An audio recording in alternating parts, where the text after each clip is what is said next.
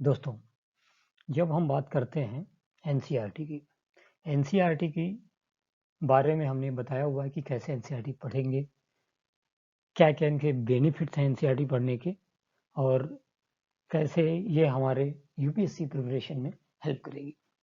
चलिए आज हम स्टार्ट कर रहे हैं क्लास 6 की हिस्ट्री एनसीईआरटी से।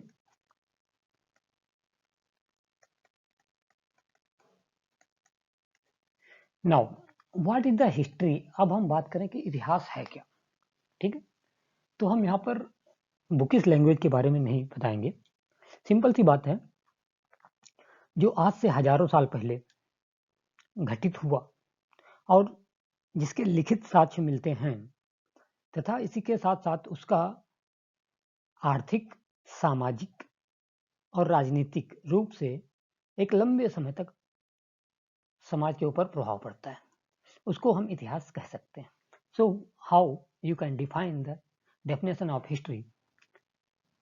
Any event happened before thousands of years ago, okay, and these events क्या कर रहे हैं, इनका impact on the socio-economic status of the society, political status of the society, etc.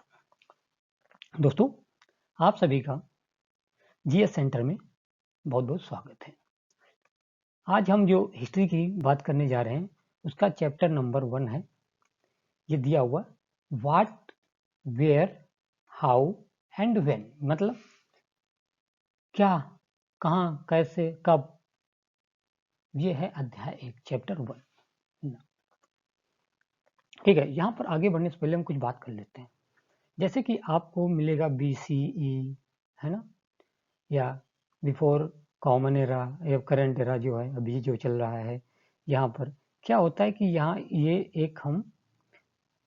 यहाँ पर क्या होता है, एक ये टाइम पीरियड होगा जहाँ पर क्या होता है, जीसस क्राइस्ट का बर्थ होता है।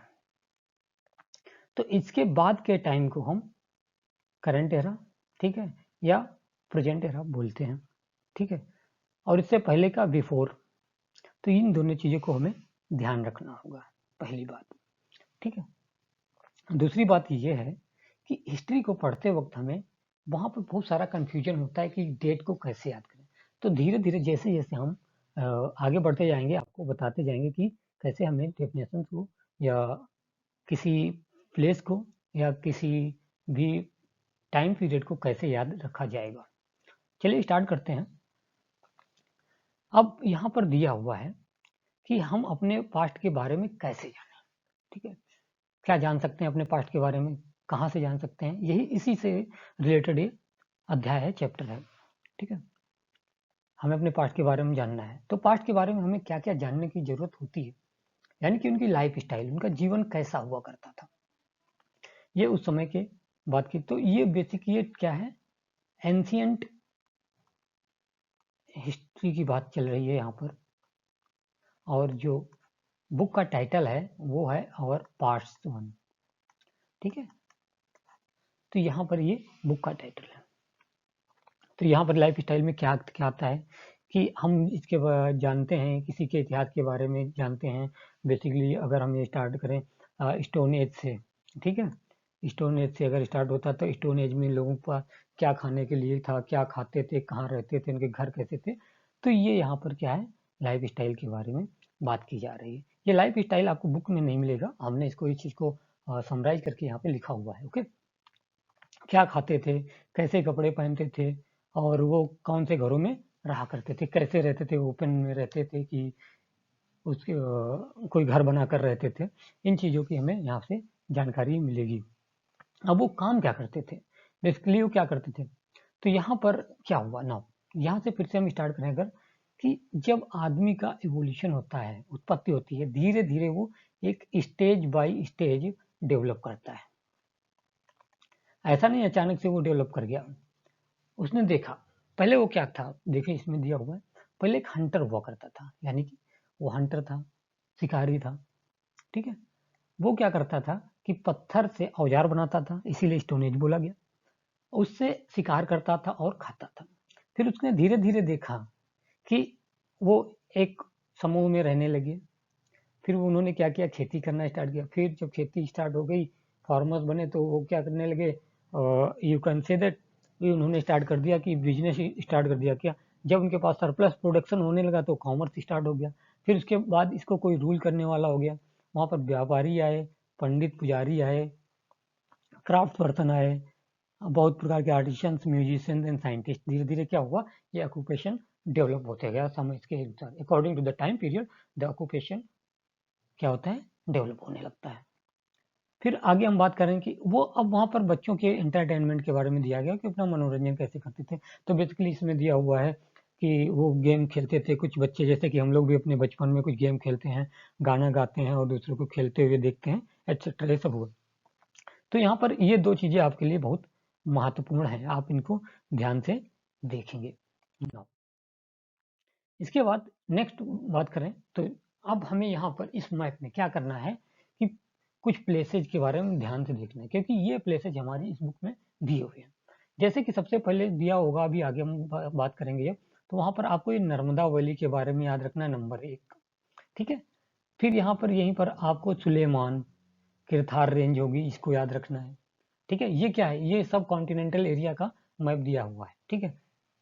फिर उसके बाद यहाँ पर आपको मिलेगा कि इंडस रिवर में क्या हुआ था, what happened in the Indus river. फिर यहाँ पर ये ग्रेट गैंगेटिक प्लेन और गारो हिल्स, और यहाँ पर फिर गंगा की ट्रिब्यूटरी सोन रिवर। तो इनके बारे में यहाँ पर इस चैप्टर में दिया गया है। तो इसको हम गौर से देखेंगे, ध्यान से देखेंगे और इसके बारे में जानने की कोशिश करेंगे। नाउ इस मैप को दिया हुआ, इसमें क्या है, पूरा साउथ एशिया इंक्लूडिंग है। जैसे कि प्रेजेंट की जो कंट्रीज है यहाँ पर, ये रीजन पाकिस्तान हो गया, ठीक है। इंडिया को आप देख रहे हैं, हमारा प्यारा भारत है। फिर उसके बाद बांग्लादेश, जो बाद में पार्टीशन हुआ 1971 में, एक बांग्लादेश बना। नेपाल यहाँ पर मिलेगा आपको, भूटान और श्रीलंका, ये सारे के सारे यहाँ पर हैं। इसके बाद में नेबरिंग कंट्रीज हैं, अफगानिस्तान, ईरान, चाइना और म्यांमार यहाँ दिया हुआ है। यहाँ पर आपसे बेसिक क्वेश्चन भी पूछा जा सकता है कि सब कॉन्टिनेंट किसे बोलते हैं। तो बेसिकली इंडियन सब कॉन्टिनेंट बोलते हैं। तो यहाँ पर क्या है, South Asia is often called as a subcontinent. क्यों बोला जाता है, इसको आप मार्क करके नोट डाउन कर सकते हैं, याद कर सकते हैं। क्यों बोला जा रहा है, क्योंकि ये एक कॉन्टिनेंट से छोटा है, लेकिन एक लार्जर एरिया को कवर करता है। ये बहुत बड़ा है, और ये क्या होता है कि बाकी एशिया से पूरे किससे, सी, समुद्र, हिल्स और माउंटेन से क्या होता है, ये अलग हो जाता है। इसीलिए इसको क्या बोला जाता है, सब कॉन्टिनेंट बोलते हैं। So why it is known as the subcontinent. तो ये आपको यहाँ पर क्लियर हो गया होगा, इसको आपको याद रखना है। अब बात करते हैं कि वेयर डिड पीपल लिव, ठीक है।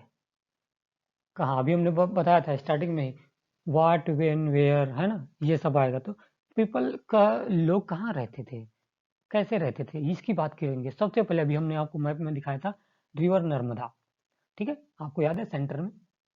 तो रिवर नर्मदा के बारे में जब हम देखेंगे तो यहाँ पर बोला गया है, क्या बोला गया है, जो रिवर नर्मदा के आसपास जो लोग रहते थे वो क्या थे, बेसिकली दिया हुआ सेवरल 100,000 ईयर, आज से हजारों साल पहले कुछ पुराने लोग थे, वहां पर लोग रहते थे।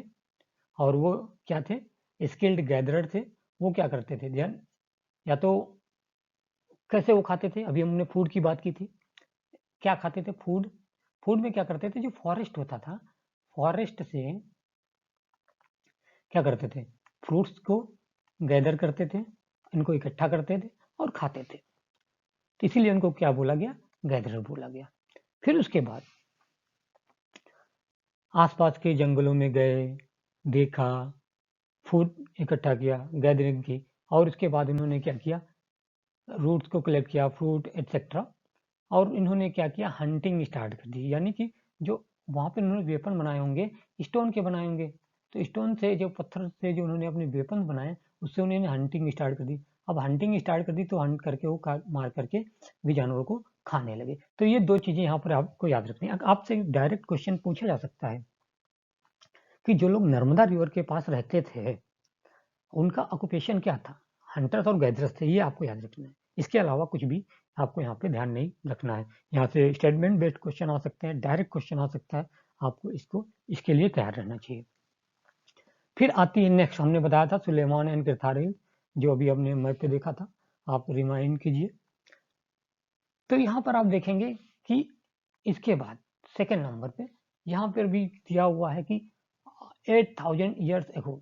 अब यहाँ पर मान लो एक क्राइस्ट का जन्म होता है, यहाँ आज हम लगभग 23 है ना, 2000 साल ये हो गया, और इससे पहले लगभग 8000 साल पहले, तो ये इस तरीके से आज से लगभग 8000 साल पहले जो किरथार सुलेमान और किरथार हिल्स में लोग रहते थे, ये कहाँ पर है, जो इंडिया है उसके नॉर्थ वेस्ट में, तो उसमें से कुछ लोगों ने वहां पर क्या किया, वीमेन एंड मेन वहां पर ग्रो करना स्टार्ट कर दिया। कौन सा ग्रो स्टार्ट कर दिया, यानी कि क्रॉप कौन सी थी, वीट एंड बार्ली, गेहूं और जौ। ठीक है, यहाँ पर आपको याद रखना है कि सबसे पहले ये कहाँ पर मिला, तो सुलेमान एंड किरथार हिल्स में मिला। यानी कि अब यहाँ पर क्या था, देखो नर्मदा रिवर के आसपास जो पाए गए वो लोग क्या कर रहे थे, हंटिंग कर रहे थे। ठीक है, फिर इसके बाद जैसे हम आगे बढ़ते हैं, ठीक है, तो यहाँ पर क्या होता है, इस रीजन में सुलेमान रीजन में यहाँ से क्या हुआ, इनका ग्रोथ हो रहा है, कुछ डेवलपमेंट हो रहा है। अब ये क्या आ गए, हार्डर से ये एग्रीकल्चर करने लगे, खेती करने लगे, और यहाँ पर इन्होंने कुछ क्रॉप्स को भी उपजाया या बनाया। ठीक है, अब इसके बाद में यहाँ पर आपको ये भी देखने को मिलेगा कि ये लोग यहाँ पर पशुओं को भी पालने लगे, है ना, डोमेस्टिक एनिमल्स इनके पास पाए गए। वो कौन कौन से थे, इसमें आपको याद रखना होगा, सीप, गोट एंड कैटल। ठीक है, ये यहाँ पर भी देखने को मिलता है। नाउ ये क्यों, जैसे कि अगर हम इंडस वैली सिविलाइजेशन अभी आगे बढ़ेंगे तो वहाँ पर पूछा जाता है क्या वो लोग घोड़े के बारे में जानते थे, या घोड़े के वहाँ पे एविडेंस मिले थे हॉर्स के, तो ये चीजें यहाँ पर क्वेश्चन पूछे जाते हैं। ठीक है, तो अब आपको क्या इसी स्लाइड में क्या याद रखना है, एक तो रिवर नर्मदा में जो लोग रहते थे वो हंटर और गैदरस थे। उसके बाद सुलेमान एंड किरथार हिल्स में जो लोग आए उन्होंने क्या किया, खेती स्टार्ट की, खेती एग्रीकल्चर स्टार्ट किया और फार्मिंग स्टार्ट की। वहाँ पर उन्होंने वीट और बार्ले का प्रोडक्शन किया, और इसी के साथ साथ उन्होंने डोमेस्टिकेशन स्टार्ट किया, सीप, गोट और कैटल का। ठीक है, और वो क्या कर रहे थे, अब गाँव में रहने लगे, यानी कि अब सेटलमेंट डेवलप होने लगे।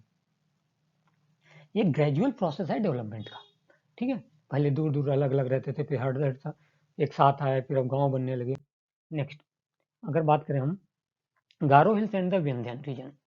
अब गारो हिल्स क्या है, इधर नॉर्थ ईस्ट में जब जाते हैं वहां, और विंध्यन रीजन में।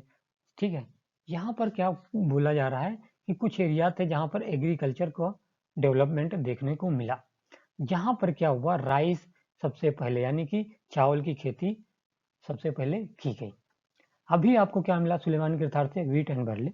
अब यहाँ पर राइस और चावल की खेती देखने को गारो हिल से मिल रही है। इसके बाद हमने नेक्स्ट बताया था इंडस रिवर, और इंडस रिवर की ट्रिब्यूटरीज के आसपास। ठीक है, तो यहाँ पर इंडस रिवर है, सिंधु नदी है, उसके आसपास रीजन्स में उसकी जो ट्रिब्यूटरीज है वहां पर भी कुछ डेवलपमेंट देखने को मिलता है। और यहाँ पर लगभग 4700 साल पहले कुछ सिटीज का डेवलपमेंट हुआ, किसके किनारे, इंडस रिवर के किनारे कुछ सिटीज का डेवलपमेंट हुआ। अब देखो फिर से हम आपको बताते हैं, हंटर सेटलमेंट यानी विलेजर्स। अब इसके बाद क्या हुआ, सिटी। अब जंगल में पहले रह रहे थे, फॉरेस्ट में, अब इन्होंने एक गांव बनाया, सेटलमेंट बनाया, अब उसके बाद उससे बड़ा गांव बनाया, अब गांव यानी सिटी बना दिया, एक शहर बना दिया। तो ये क्या हो रहा है, ग्रेजुअल डेवलपमेंट यहाँ पर देखने को आपको मिलेगा। उसके बाद लगभग 2500 साल पहले क्या होता है, गंगा नदी के आसपास और गंगा नदी के किनारे, जैसे कि यहाँ पर कुछ सिटी डेवलप हुई, और ये सिटी डेवलप होते होते धीरे धीरे एक एम्पायर का रूप ले लेती हैं। जैसे कि आपको पता होगा कि गैंगेटिक, नहीं पता है तो आगे आपको पता हो जाएगा कि गैंगेटिक प्लेन में सबसे बड़ा एम्पायर जो होता है मगध भी बनकर तैयार होता है। तो यहाँ पे दिया हुआ द गंगा एंड ट्रिब्यूटरी, इसके अलॉन्ग गंगा नदी के आसपास गैंगेटिक प्लेन में भी डेवलपमेंट स्टार्ट हो जाता है। ग्रेजुअल क्या है, नीड बनती जा रही है। जैसे जैसे हम विकसित हो रहे हैं वैसे वैसे क्या हो रहा है, यहाँ पर डेवलपमेंट होने को देखने को मिल रहा है। गंगा और इसकी जो सहायक नदी है सोन, ठीक है, उसके आसपास के रीजन की बात की जा रही। प्राचीन समय में वहां पर गंगेटिक रीजन में मगध नाम का एक बहुत बड़ा एम्पायर डेवलप होता है। और ये जब हम महाजनपद की बात करेंगे, अब महाजनपद की क्या बात करेंगे, स्टोन एज के बाद आएंगे, स्टोन एज के बाद ब्रॉन्ज एज, ब्रॉन्ज एज के बाद वैदिक पीरियड, वैदिक पीरियड के बाद महाजनपद, महाजनपद में हम देखेंगे मगध एक बहुत बड़ा एम्पायर बन जाता है। और यहाँ पर ये करंट टाइम में यहाँ है बिहार में है। तो इस तरीके से ग्रेजुअल धीरे धीरे इतिहास आगे की तरफ बढ़ रहा है। ठीक है, ये सबसे बड़ा किंगडम बन गया था एक समय में और पावरफुल भी हुआ करता था मगध एम्पायर। नाउ अब क्या माइग्रेशन यहाँ पर एक है, क्या सिर्फ आज ही माइग्रेशन देखने को मिल रहा है या पहले भी हुआ करता था? So it is important for it. क्यों? हम माइग्रेशन तो माइग्रेशन होता है दैट टाइम जब वो क्या होंगे, हंटर्स होंगे।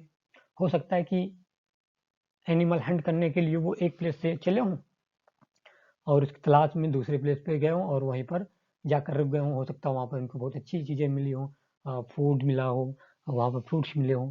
तो ये आज के टाइम से नहीं, ये पुराने समय से चला आ रहा है ना, कि सब कॉन्टिनेंटल एरिया में लोग एक प्लेस से दूसरे प्लेस पर क्या कर रहे थे, माइग्रेट कर रहे थे, जाकर वहाँ पर रुक जा रहे थे। किस लिए रुक जा रहे थे? ठीक है, और उस समय क्या था, हिली रीजन्स, हाई माउंटेन्स, हिमालय है, रेगिस्तान डिजर्ट है, रिवर है, इनको वो क्रॉस करके क्या कर रहे थे, उधर से उधर जाया करते थे। लेकिन उस समय क्या था, ये बहुत ज़्यादा डेंजरस और इम्पॉसिबल हुआ करता था। लेकिन ऐसा कभी इम्पॉसिबल हुआ नहीं कि वो इम्पॉसिबल हो, है ना, कुछ भी इम्पॉसिबल नहीं है। अब यहाँ पर दिया हुआ ये पॉइंट आप लोग ध्यान दीजिएगा।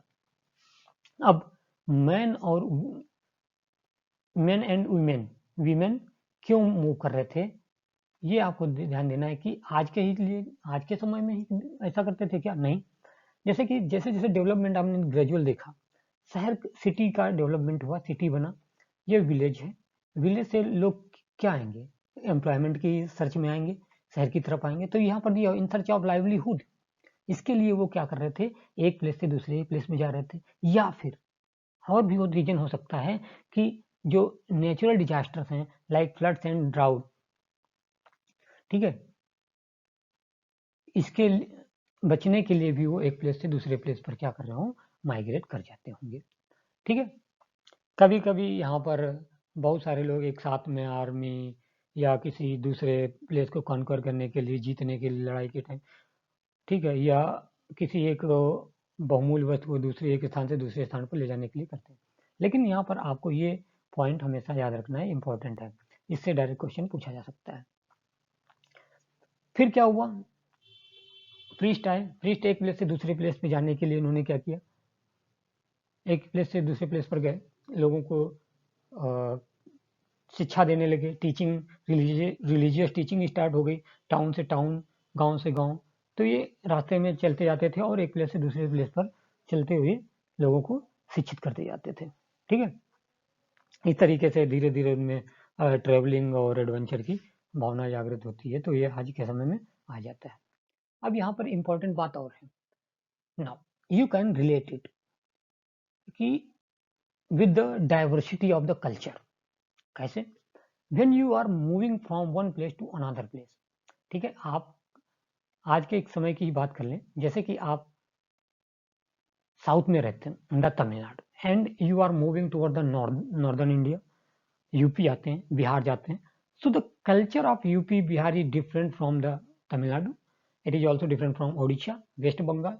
तो यहाँ पर क्या हो रहा है कि जो डाइवर्सिटी है वो आपको देखने को मिलेगी, मिक्सअप हो रहा है। तो ड्यू टू द माइग्रेशन, जो डाइवर्सिटी होती है वो एक तरीके से हमें देखने को मिलती है, आप उसको एंजॉय कर सकते हैं। तो इससे पता चलेगा कि इंडियन सब कॉन्टिनेंट कितना डाइवर्स है। Now why do people travel nowadays, अब आज के समय में लोग क्यों मूव करते हैं ऐसा? ठीक है, तो अभी तो क्या हुआ, पुराने के समय, एंशियंट टाइम के अपेक्षा आज के समय में एक प्लेस से दूसरे प्लेस पर मूव करना या माइग्रेट करना बहुत ज़्यादा इजी हो जाता है। आप आराम से फ्रंटियर बाउंड्रीज को क्रॉस कर सकते हैं, है ना। ना ये इंपॉर्टेंट है, यहाँ पर आपको ध्यान, this movements of people in this और कल्चरल ट्रेडिशंस, यहाँ पर क्या हो रहा है इस लाइन को आपको याद रखना है। जैसे कि कोई तमिलनाडु का व्यक्ति, person of Tamil Nadu came to UP और यहाँ आकर वो बस गया, तो उसका जो कल्चर है वो यहाँ के कल्चर में यूपी के कल्चर के साथ क्या कर रहा है, मिक्सअप हो रहा है, जिसकी वजह से क्या हो रहा है कि वहाँ पे कुछ अलग सा डेवलपमेंट देखने को मिलेगा कोई, ठीक है। उसकी उनकी लैंग्वेज तमिल, अवधी, ये क्या हो रहा है, सब अलग तरीके का एक डेवलपमेंट देखने को मिलेगा। People have shared new ways of carving stone, अब उनके जो आइडियाज होंगे, यूपी के जो आइडियाज होंगे, वो आपस में एक दूसरे से शेयर करेंगे तो थोड़ा सा और अलग कुछ बन के आएगा। Composing music and even cooking food over several hundred of the years, ठीक है। ये सारा का सारा यहाँ पर होता है। अब बहुत ज़्यादा इंपॉर्टेंट है कि हमारा जो कंट्री, हमारा प्यारा भारत है, इसका नाम इंडिया और भारत क्यों है, ठीक है। तो यहाँ पर हम कॉन्स्टिट्यूशन ऑफ इंडिया में भी बात करते हैं, है ना। इंडिया और भारत दोनों नाम वहाँ पर आपको मिलते हैं, इंडिया दैट इज भारत। तो हमारे देश के दो नाम हैं, यहाँ पर आपको देखना होगा कि इंडिया नाम कहाँ से आया। सबसे पहले the word India comes from the Indus, अब ये इंडस वर्ड से आया इंडिया, और संस्कृत में इंडस रिवर को क्या बोला जाता है, सिंधु बोला जाता है। ईरानियन और ग्रीक्स जो नॉर्थ वेस्ट से भारत में आए लगभग 2500 साल पहले, बिफोर 25 ईयर्स अगो, तो वो यहाँ आए, वो फैमिलियर हुए किसके साथ, इंडस रीजन के साथ, और जो उनकी लैंग्वेज थी, जो उनकी भाषा थी, उस भाषा में उन्होंने आई को एच प्रोनाउंसिएट किया। अब एच का उच्चारण हुआ आई की जगह, तो उन्होंने क्या किया, इंडस की जगह इंडोज और इंडोज कहना स्टार्ट कर दिया, ओके। और ये क्या था, इनका कहना था कि जो लैंड है ईस्ट ऑफ द रिवर, कौन सी रिवर, इंडस रिवर, यानी Indus river, called as a India. तो यहाँ से हमारा क्या हुआ, नाम आया, ये भी आपको याद रखना है, रिमेंबर दिस वन।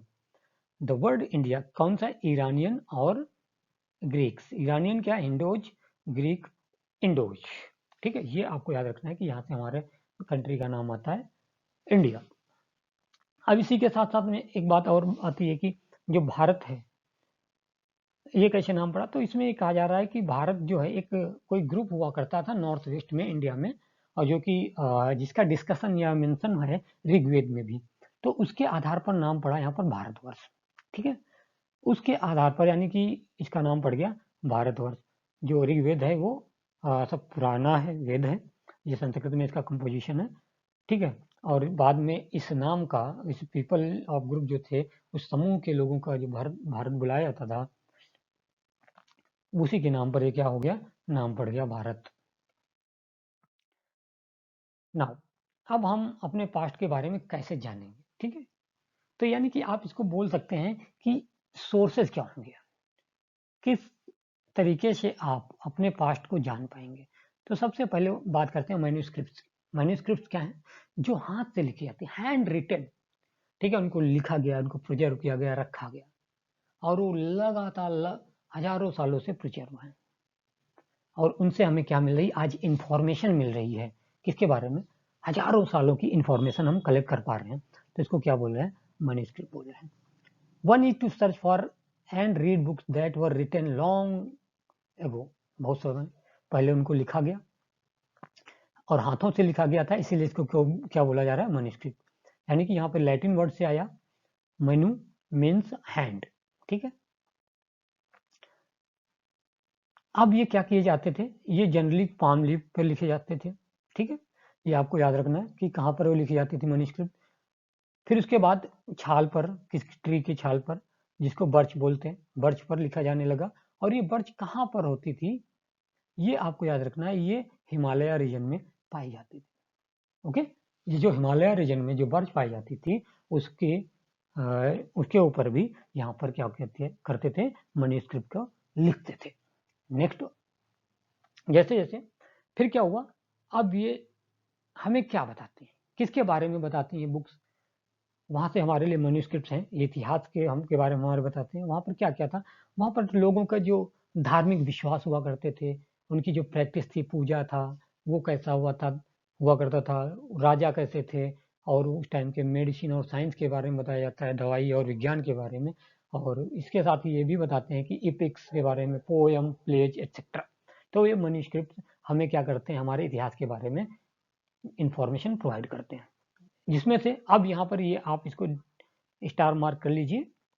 इसमें से कुछ संस्कृत में लिखी गई हैं, यानी कि उस समय भी संस्कृत हुआ करती थी, और कुछ प्राकृत में लिखी गई हैं, और कुछ तमिल में। यानी कि अब यहाँ पर बात की जाए, if someone ask to you in the examination, आपके एग्जाम में क्वेश्चन आ जाए कि जो मैन्युस्क्रिप्ट्स हैं वो कौन सी लैंग्वेज में हुआ करती थी, और उसमें आपको दिया जाए प्राकृति, है ना, संस्कृत, तमिल, कन्नड़, ओडिया, तेलुगु, ब्राह्मी, तो इनमें से आपको चूज करना हो तो क्या होगा, आपको ये तीनों याद रहनी चाहिए। ठीक है, अब इसी के साथ ये भी बोला गया कि प्राकृत लैंग्वेज जो है वो ऑर्डिनरी पीपल के द्वारा यूज की जाती थी। संस्कृत, इसका मतलब क्या बोल रहा है, यहाँ पर भी क्लास दिखा दिया, क्या संस्कृत जो है वो एलिट क्लास के लोग यूज करते थे, या जो लोग ब्राह्मण हुआ करते थे, जो पढ़े लिखे हुए लोग होते थे, वो इसका इस्तेमाल करते थे। अब यहाँ पर आपको सामने एक मैन्युस्क्रिप्ट है, आप देखिए इसमें क्या है, ये एक लीफ पर लिखा हुआ है, और यहाँ पर ये क्या हुआ, पंच किया हुआ, बांध दिया गया। ये एक पाम लीफ है, मैन्युस्क्रिप्ट है, ठीक है, ये हजारों साल पुरानी है, और ये हजारों साल पहले लिखी गई थी।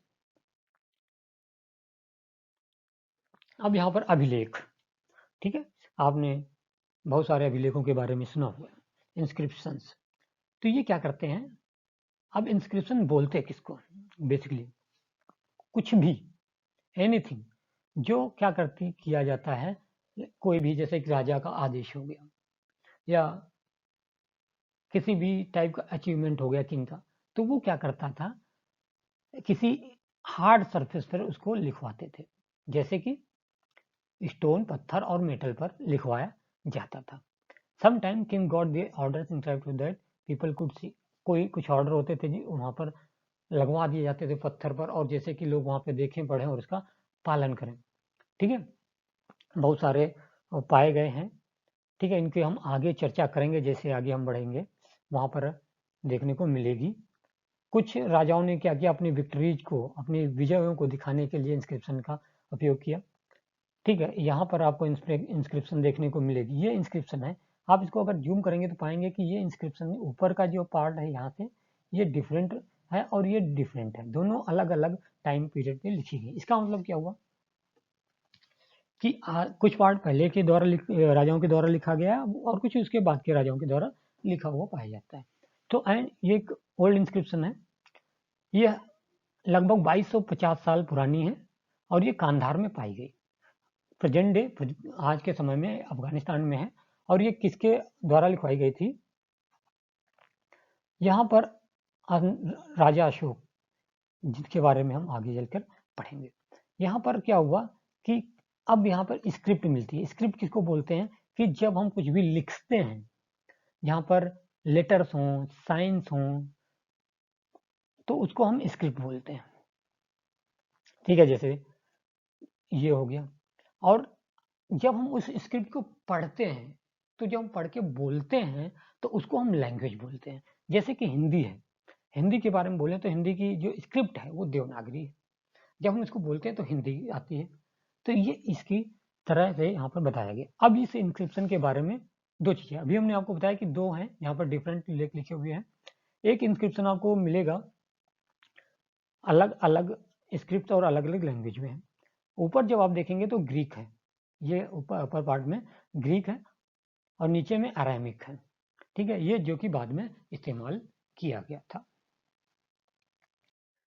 नेक्स्ट बात करते हैं, तो यहाँ पर आर्कियोलॉजी की बात आती है। यहाँ पर एई होगा, ओके सॉरी, आर्कियोलॉजी यानी कि पुरातत्व की बात होगी। नाउ अब आप क्या करते हैं, पुरातत्व में किसी भी प्लेस का क्या होता है, खनन होता है, उत्खनन होता है, वहां पर कुछ भी पाया जाता है, फिर उसकी स्टडी होती है। स्टडी करने के बाद ये बताया जाता है ये कितने साल पुराना है, और वहां से हमें क्या इंफॉर्मेशन मिलती है। ठीक है, जैसे कि, और इनको जो स्टडी करते हैं इनको आर्कियोलॉजिस्ट बोला जाता है। स्टोन, ब्रिक, ये सब ले लेते हैं, पेंटिंग हो गया, स्कल्पचर हो गया।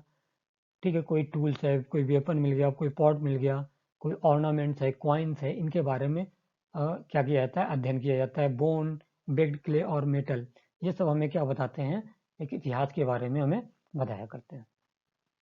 ठीक, इसी के साथ साथ जो आर्कियोलॉजिस्ट होते हैं वो पक्षियों की, जानवरों के और मछलियों की जो बोन्स होते हैं उनके बारे में भी स्टडी करके पास्ट के बारे में बताते हैं और बताने की कोशिश करते हैं। इसके साथ साथ वो जैसे कुछ भी जल गया, जल के राख हो गया हो, ठीक है, have been burn they survive in chart, अगर वो उसकी राख भी बची हुई है किसी भी वुड की, तो उसके बारे में भी वो अध्ययन करते हैं और उसके बारे में बताते हैं। तो यहाँ पर आप देखेंगे, ठीक है, 3 है। ये क्या है, ये आर्कियोलॉजिस्ट के द्वारा इस्तेमाल किया जा रहा है। ठीक है, अब यहाँ पर स्पॉट का स्टडी किया गया कितने साल पुराना है। ठीक है, ये left a pot from old city, ठीक है, लगभग 4700 साल पहले से ये वो है। फिर राइट में अगर देखेंगे आप, एक सिल्वर कॉइन है और एक,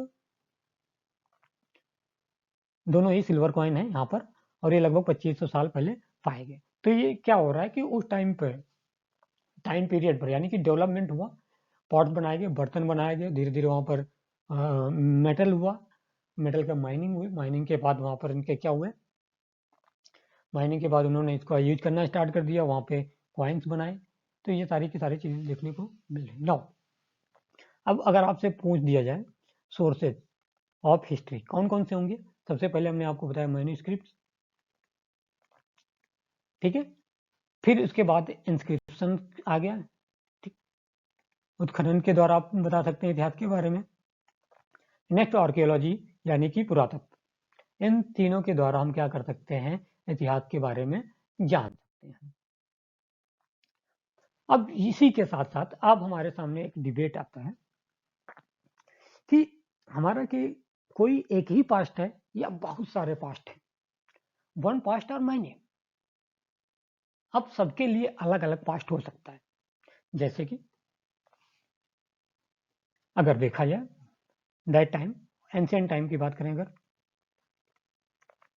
ग्रेजुअल डेवलपमेंट हुआ, हंटर्स का पास्ट डिफरेंट होगा, विलेजर्स का पास्ट डिफरेंट होगा, किंग, सिटी, इन सब का अलग अलग समय में, अलग अलग टाइम पीरियड में पास्ट अलग होगा। जैसे कि अगर हम बात करें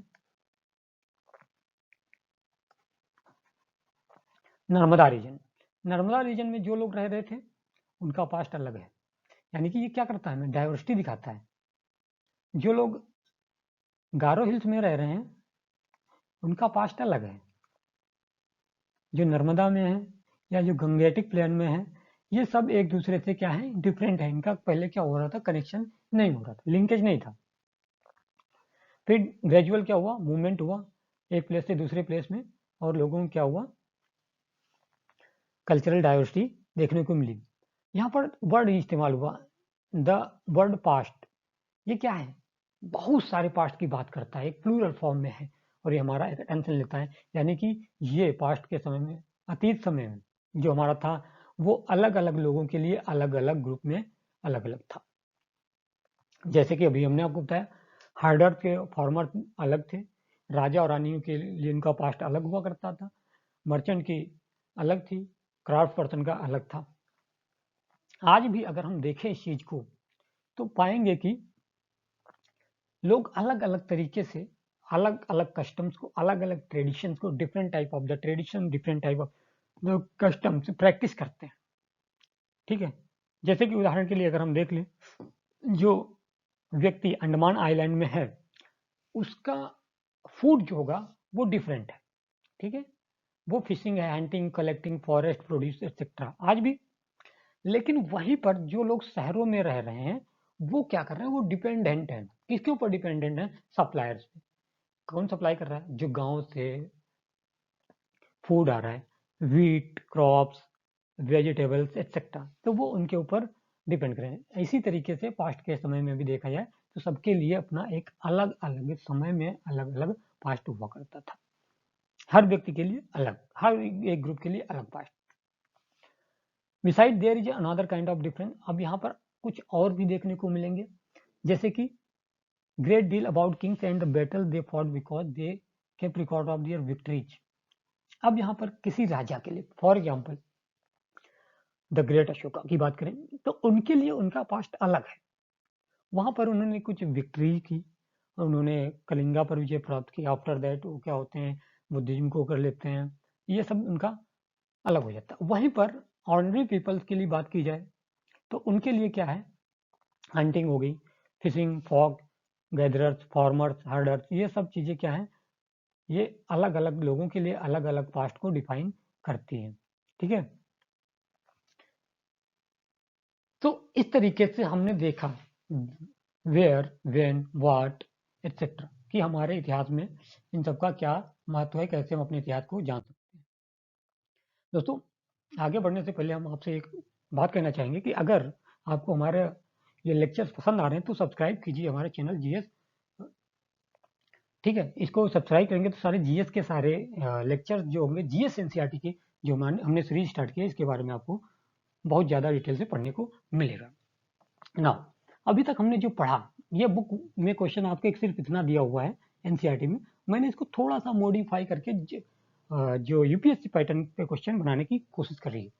अब ये कोशिश है, अब इसको आप क्या करेंगे, आपके लिए है होमवर्क। ओके, आप पढ़ेंगे कि नर्मदा वैली कहाँ था, इधर पार्ट 2 दिया हुआ है, और इसमें से आप कोई करेक्ट आंसर चूज करके हमें कमेंट बॉक्स में जरूर बताइए और अपने दोस्तों के साथ शेयर कीजिए। और नेक्स्ट चैप्टर के लिए आप हमारे साथ बने रहिए। Thank you so much.